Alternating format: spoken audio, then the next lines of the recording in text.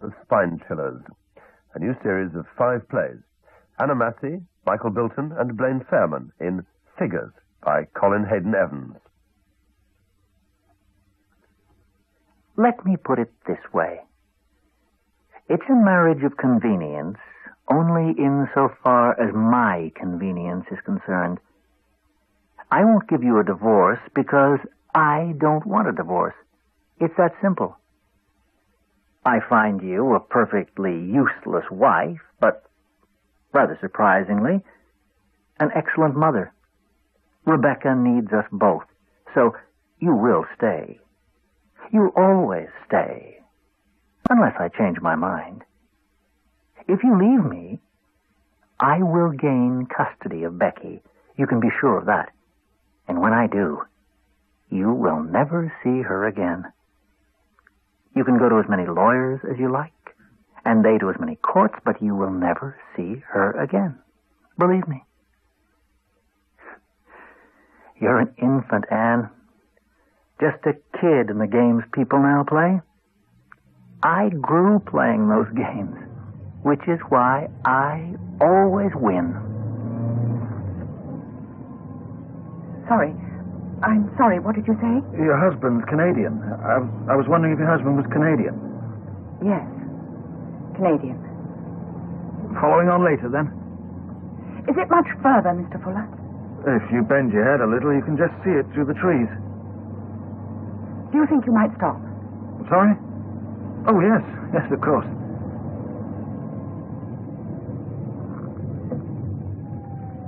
It's a good view from here, actually. You can't see the outbuildings, but... How long has it been empty? Oh, getting on for 18 months. Mrs. Harding lived there before for years. She lived alone? As far as I know. She didn't need all the rooms, then? Most of them hardly need any attention. We have made an allowance. Did she live upstairs? She was getting on a bit. I think she preferred... Not to? I expect so. Right. Shall we go on?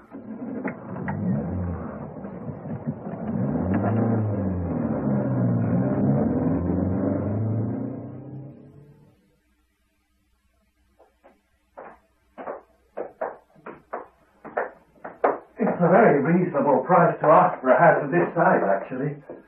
Especially as it comes partly furnished. She has no one left, you see. We're handling it for the executors. The door's locked, I'm afraid. We can't find the key. I'm afraid it's blocked, Mrs. Symons. It is a very reasonable price, Mr. Fuller. I mean, it's unreasonably reasonable. Oh, a realistic figure, I'd say. Considering? I'm sorry? That you can't sell it? Oh, we will sell it. It's only fair to say that I have every intention of buying it. But I would be grateful if you told me, well, shall we say, what you'd first decided to keep to yourself. Mr. Symons... The house will be bought in my name. No mortgage will be required. Ah. Well, it's what you'd call a bit different. Different? There's always some that like to look at it that way. I can't say I do. What are we talking about, Mr. Fuller? What do you mean a bit different? It varies. Mostly hearsay, really. We mean haunted, don't we? It's a point of view, of course. But you have an open mind. I've been a Baptist all my life, Mrs. Symons. What was in the locked room? Is that where it happened? She was frightened. No. Well, you wouldn't stay if you were, would you? Couldn't we force the lock? Oh, well, now, I'll be happy to leave the deposit with you this afternoon, Mr. Fuller. It's a heavy door. But you'll try.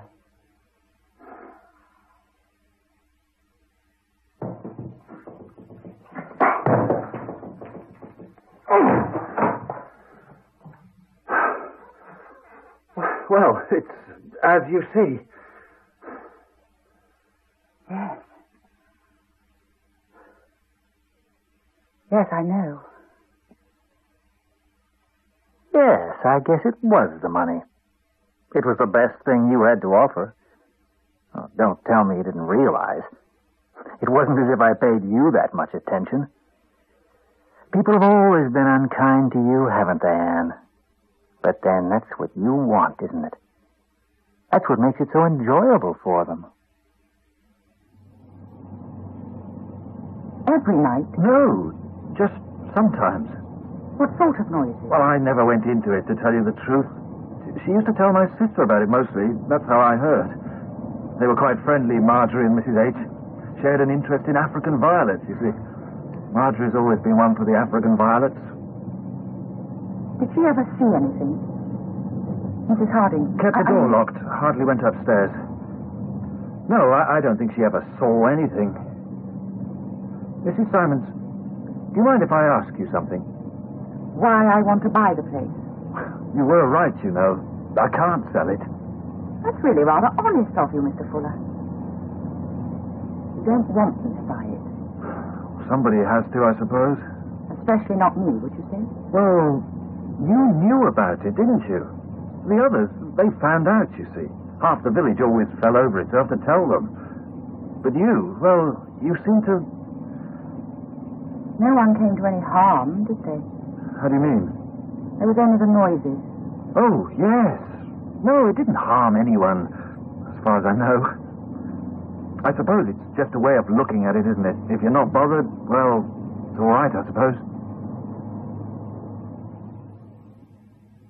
When there's nothing left between two people, or perhaps simply nothing to begin with, it creates a kind of space. I know you feel that too, Anne. We both live there now, don't we? Me, comfortably, you, anything but.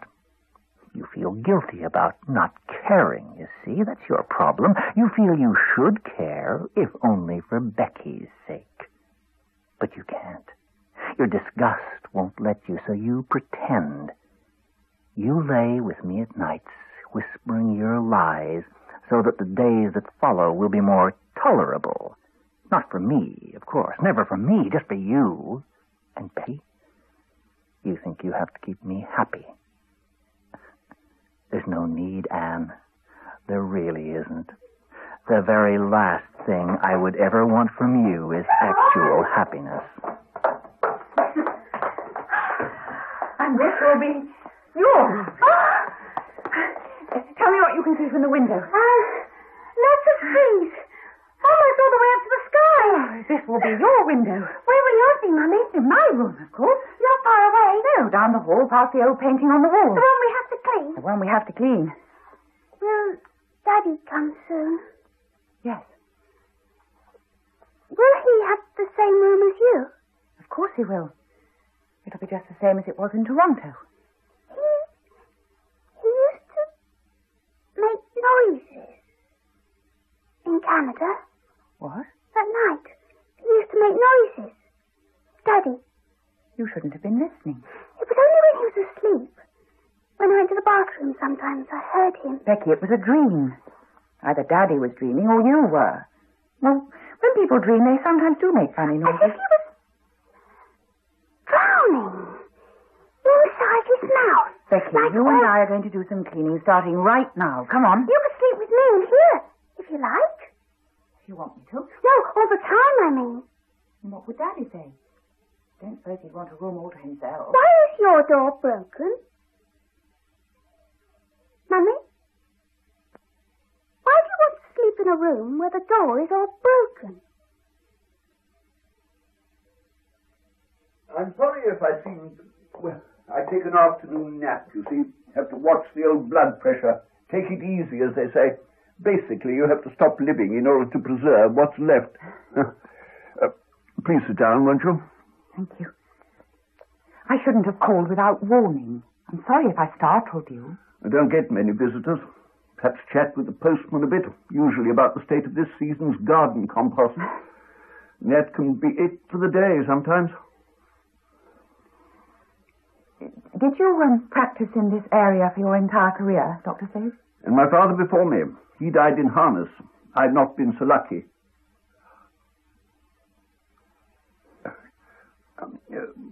Can I offer you some tea, perhaps?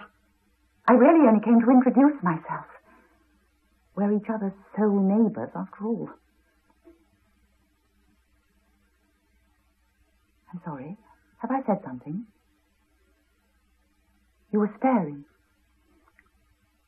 You bought the place, then? The house? Yes. We hope to move in properly when my husband arrives. He's in Canada at the moment.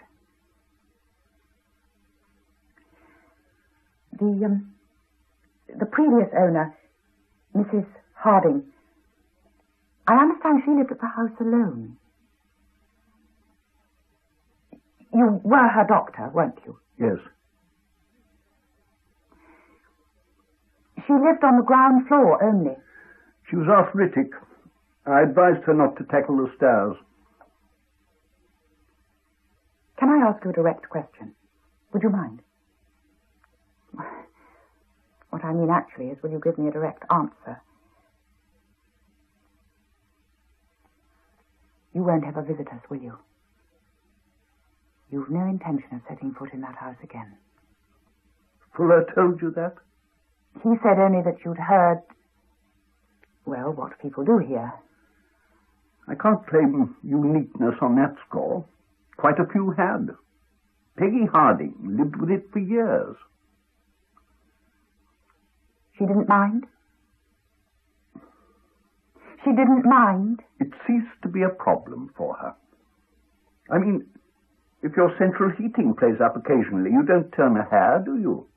It's only the not being able to put a name to the noise that disturbs. Unease is often due to no more than a lack of adequate explanation, don't you think? Besides which, her hearing wasn't up to much. Fuller said you saw them. He said you went up to the room. The noises were particularly bad that night. Mrs. Harding had phoned you. He said you saw them. And you are suggesting that I shouldn't have believed what I saw? No, I didn't say that. You know, as a doctor, you become quite familiar with the fact that people can, given the circumstances, see things that aren't actually, well, real, shall we say. Put enough gin down someone for a set number of years and you'll produce the effect beautifully. It rather depends what we mean by real, I suppose. I've often wondered, is it real because we see it, or is the reality lying there, waiting to be discovered? I don't know. Of course you don't. Who does? But you believe what you saw. What I saw left me little choice, Mrs. Symons. Frankly, I'm not sure I quite understand your interest. I mean, you knew about it all before you bought the house, presumably. It reduces itself to merely keeping the door locked, surely, permanently, as Peggy did. One room less in a house of that size is not really that much of an inconvenience, I would have thought. I'm sleeping in the room. Mrs. Symons, what do you want? I know the house. It's no great mystery. Since a child, I've had a recurring dream of a particular house. Well, not very often, though it has increased over the past couple of years. I came to know it very well. It never seemed very strange to me. Your house? My house. Did you dream the house was... In a way. Inhabited, I suppose, would be the best way of... by things that had to happen. A sense of inevitability. Not because I, or anyone else for that matter, would decide anything particularly, but things happening for themselves. I think things can become their own reason sometimes. I suppose that sounds odd. Would you think me awfully rude if I asked you to leave now? I get these funny turns, you see. It's better when I lie down. I'm afraid your only neighbour tends to be a bit crotchety. You'll forgive me, I know. Yes, I see. May I call again? No, Mrs. Symons, I don't think so. I don't understand. Neither do I, frankly. What did you see in that room? I have asked you to leave on the pretext of a perfectly feeble excuse that both of us realize has nothing at all to do with what I actually mean. It was an attempt to preserve courtesy, Mrs. Symons. If you take that from me by your continual insistence, I shall be reduced to rudeness, and that is something I would genuinely regret. But what has been said? Yes, I see. I'm sorry, Doctor. You come back, don't you? Don't you? You pretend you don't want me to hurt you, but that is exactly what you want. You crawl around on the floor, but never towards the door. Come on!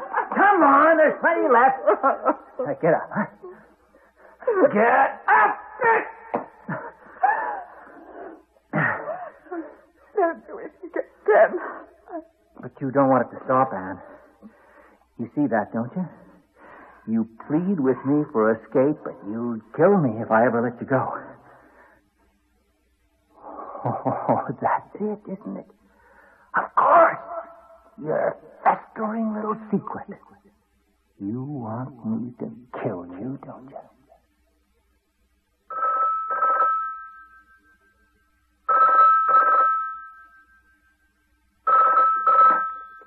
Yes? Symons.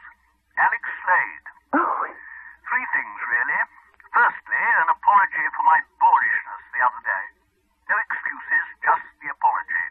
Ill-mannered and no 2 ways about it. Secondly, any chance of getting called Alex, do you think? you know... Depends pretty much on whether the apology washes, I suppose. Finally, what about a spot of dinner somewhere to make suitable amends?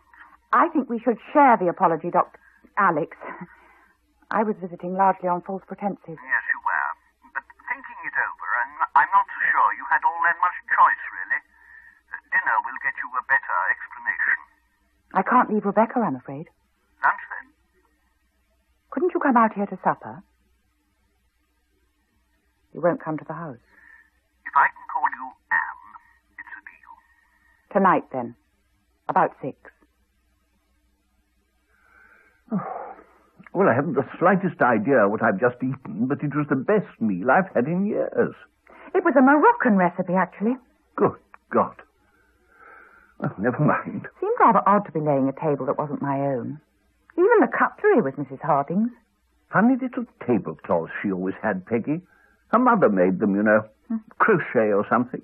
Never fitted anything. Used to train dogs. Mrs. Harding? Her mother.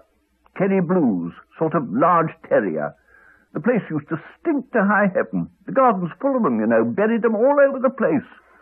Funny woman. Had a lot of shares in Russian railways or something. Wouldn't talk about it much. Pre-revolution, you see. Lost the lot. We jumped off on rather the wrong foot, didn't we, Alex? I'm genuinely sorry for my part. Same here. Oh, there's still a good half bottle to go. Shall we finish it, do you think? I won't for the moment. Oh.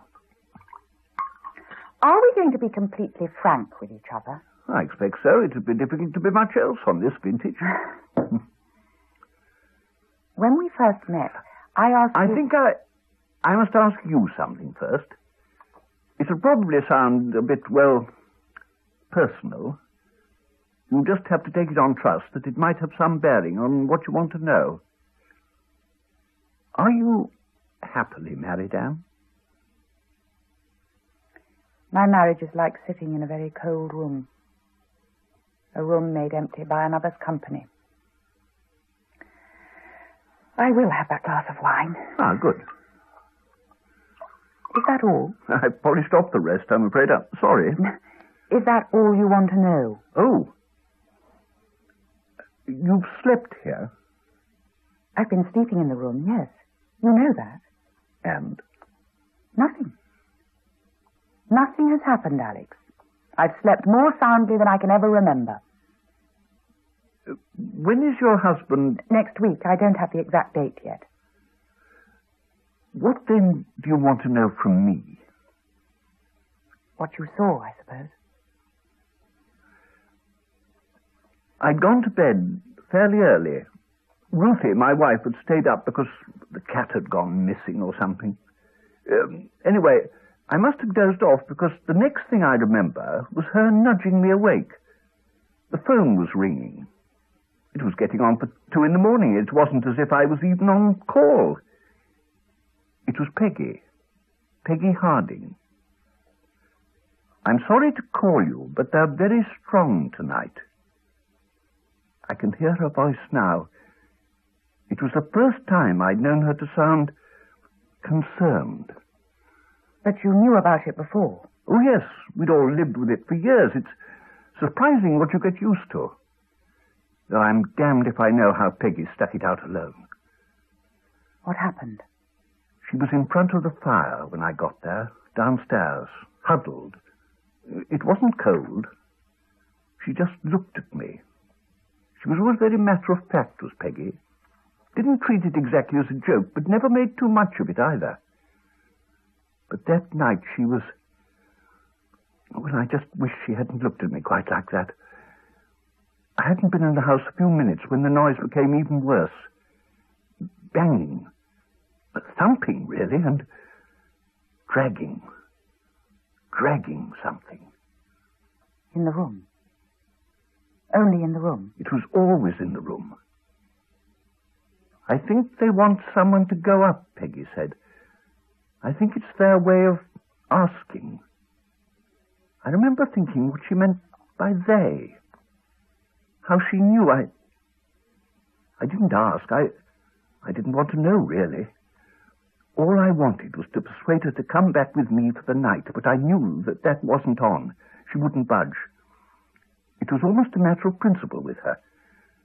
She used to say she'd simply turn the television up louder if they got too bad. That's how she was. In a strange way, I think she almost took pride in it. I don't know. And then you went upstairs? No, I sat with her by the fire, delaying the inevitable, I suppose. We talked a little, but it was no good. There were voices then. No words, really, just... Peggy had hold of my arm. For someone with arthritis, she had a grip like a spanner. If you don't go up, they'll come down. I know that. I couldn't bear it if they came down, she said. As soon as I reached the landing, they stopped. They knew I was coming. And I knew they knew. When I opened the door, they were as clear as day, 2 of them, over by the window. It was difficult to understand. They were... One of them, the man, was on the bed. The other one had I think it was a chisel in her hand. She had used it.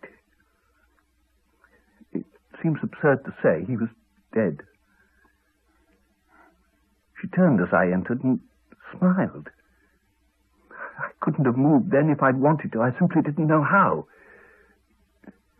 She lifted the chisel, showing it to me, almost proudly, I thought later.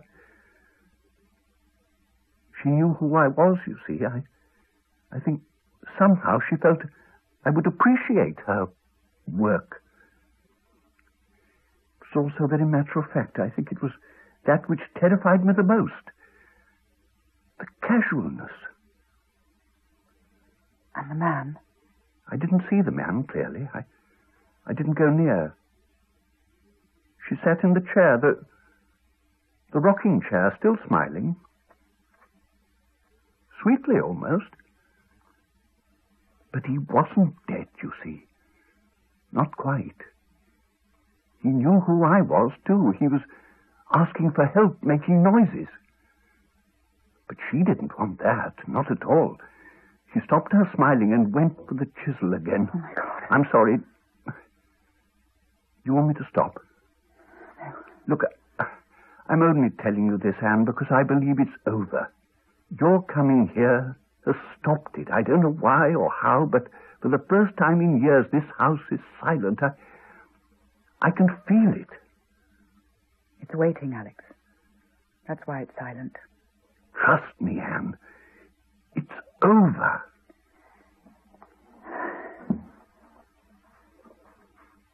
Sherry. It's all that's left, I'm afraid. A fellow advocate of the medicinal binge. It has been known.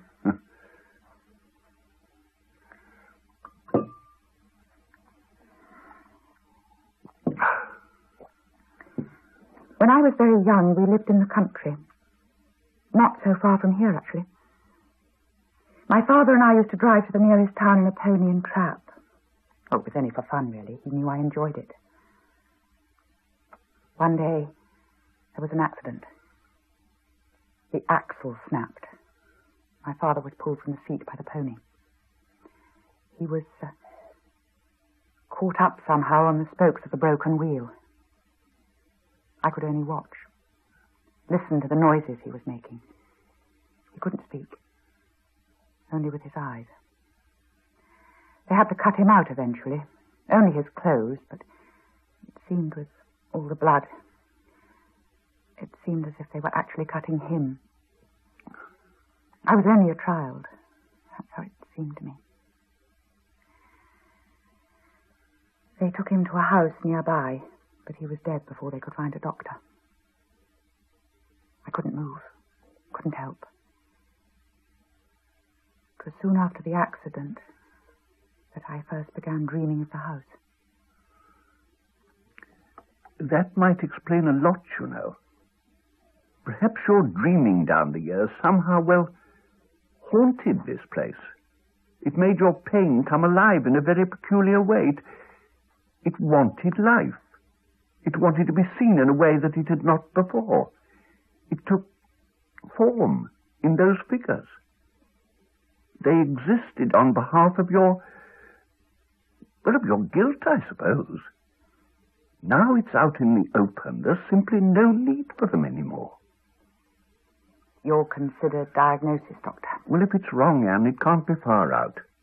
It fits the facts, such as they are. Look, nothing has happened since you arrived. You said so yourself. But I was expecting it to. Inside. The dream had gone. There was nothing left. What you were expecting was no more than the memory of what you've been living with for years. How can you be so sure? Well, I'm not. And if you're wrong? So what? And nothing is happening. Last night, apparently, they took him into the cottage hospital, but I believe they're moving him to the general later in the day. Is it serious? Yes, I think it probably is. It's the old trouble, you know. Thank you for calling, Mr. Fuller. It was nice of you. Oh, not at all. I thought you'd want to know. Anyway, how are you settling?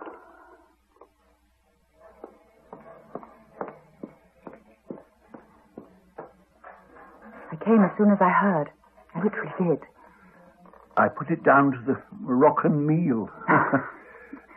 That sort of thing takes a couple of days to catch up with you. Rebecca? In the car. I've even let her use her watercolours on the front seat. Oh. I'm glad you came. I never was as good as I looked, you know. You always looked awful. It's about as bad as can be, actually. Damn silly. A dying doctor on their hands, and still I have to suffer their professional tact. I'm sorry, Alex. There was something I wanted to say. I wasn't going to, you see, but now, well, that night, Anne, in the room at the house, and the woman I saw was you. I don't understand. I'm not sure I do. But I recognized you unmistakably when we first met. But the fear of God upped me at the time. I didn't know then what I know now, you see. It was you, Anne. And there was someone else, though, on the bed, wasn't there? Your father. My father? After the accident, they took him to the nearest house, remember? What was that house like? Oh, Alex, I was only a child. They laid him on a bed. You told me. You felt guilty about that all your life. You thought you'd killed him, or at least had been the cause of his death. How did they free him, Anne? What? From the wreckage of the cart. How did they get him free? I don't know. Someone used a fence post as a lever. Oh, there was a local workman. He had tools. He used a chisel, didn't he? The chisel I saw in your hand that night. The dream is over, Anne. I don't know why or how, but it has stopped. There can only be peace left for you now. That makes me very happy.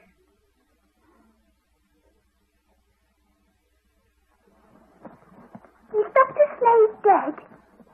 I wish you wouldn't always untuck your blanket. Yes. Did he tell you the story, Mummy? All of it? What? Yes. He told me the story, Becky. Didn't he know then? Didn't you tell him, Mummy? You should have told him really, you know. Now he'll never know.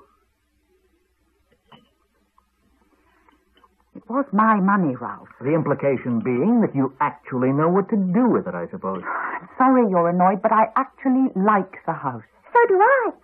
Well, you don't have to travel from it. Or in this case, to it. There was no other way I could let you know in time. You were already in flight. I left a message at the airport. It's the best I could do. The best you could do would have been to have met me. Who was this Alex Slade, anyway? Our neighbour. There was no one else to go. I felt I knew him. It was just the priest and a couple of locals. It was very sudden. And how's my Becky been? Good.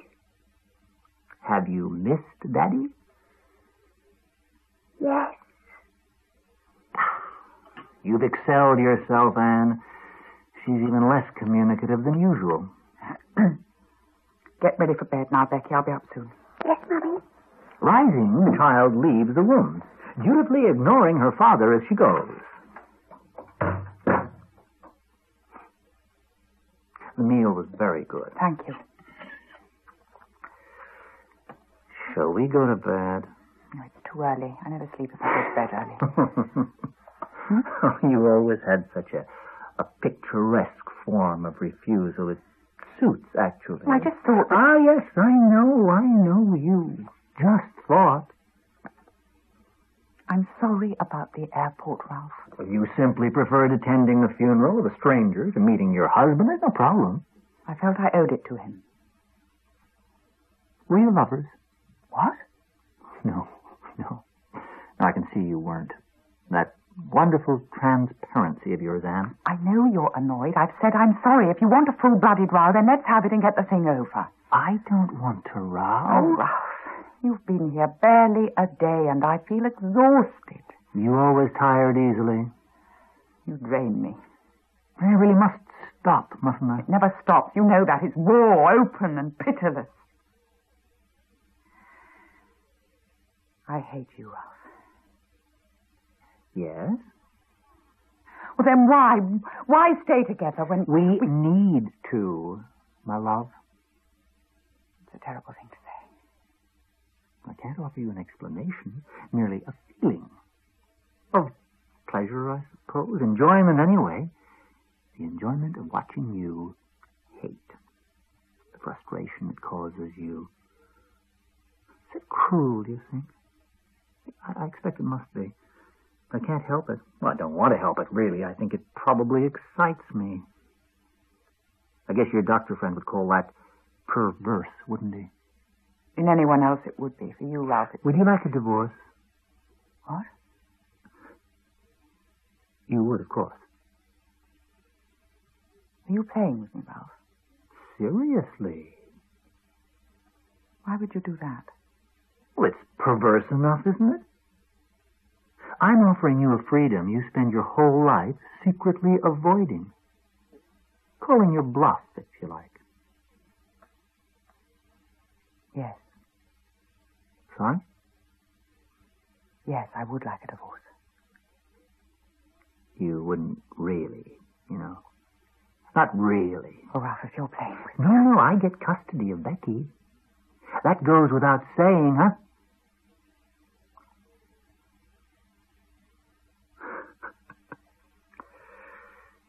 Shall we go to bed now? Isn't that the best place to try and persuade me? Is it my disgust, then, that you want so badly? Anne, you're not being honest again. I know you. No. Oh, yes, I'm afraid I do. I know you need to wallow, to your guilt, you see. Well, where would you be without it? I have to be in London in the morning. I won't be back late.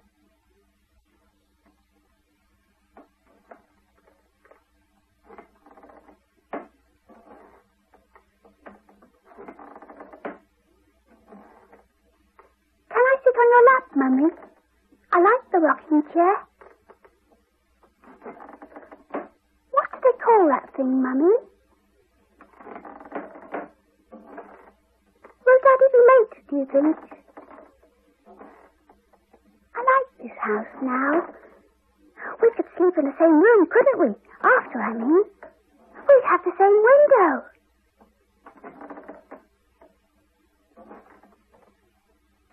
I'll go downstairs when Daddy comes, shall I? Just for a little while. Then I'll come and see you again.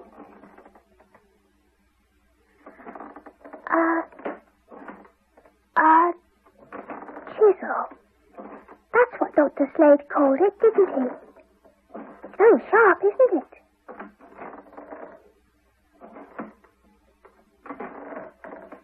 He knew it was you, didn't he, Mummy?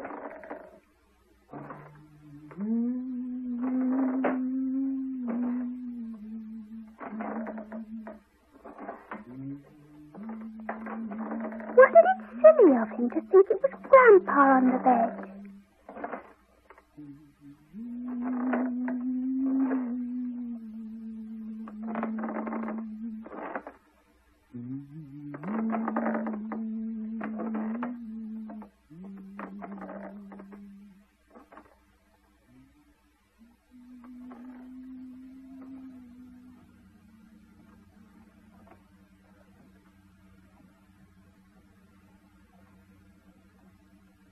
Anna Massey played Anne, Blain Fairman her husband, and Jill Lidstone her daughter in Figures by Colin Haydn Evans.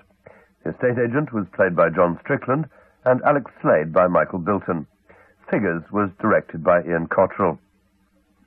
I, for one, am very glad that was afternoon theatre rather than Saturday night theatre. It also provides a possible answer for the mysterious banging and drilling that you may have heard coming from this studio periodically during the day.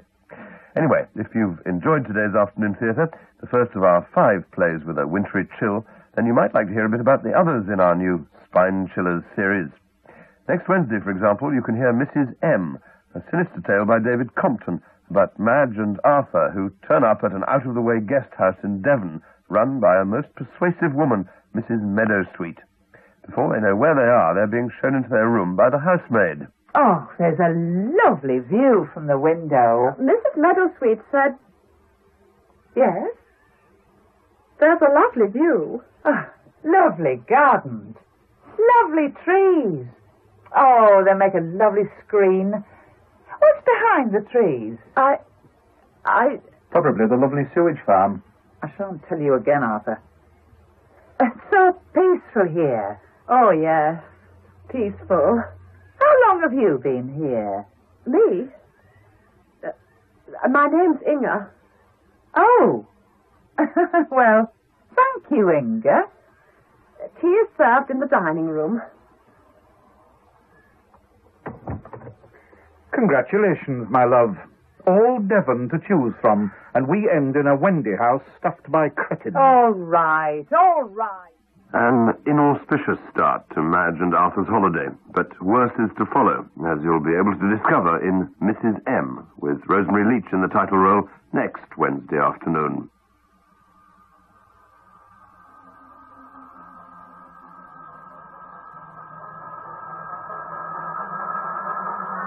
Today they came and told me he was dead. They didn't need to tell me. How could he live after all they did to him? I feel nothing. Nothing but hatred. Hatred for every one of them. Most of all for the man responsible. I shall never stop hating him. Never. Never. Never. Well, that's the ominous opening to our chilling tale of the supernatural in a fortnight's time. Origami by Jill Hyam. It centers on Mr. Shimojo, a young Japanese businessman who rents a room in the house of Helen Bestall. Her 12-year-old daughter Lucy is delighted to have his company, and they soon become firm friends. But Helen is greatly disturbed when Mr. Shimojo apparently becomes the subject of a series of mysterious and inexplicable attacks. Origami, the third of our spine chillers, in 2 weeks' time.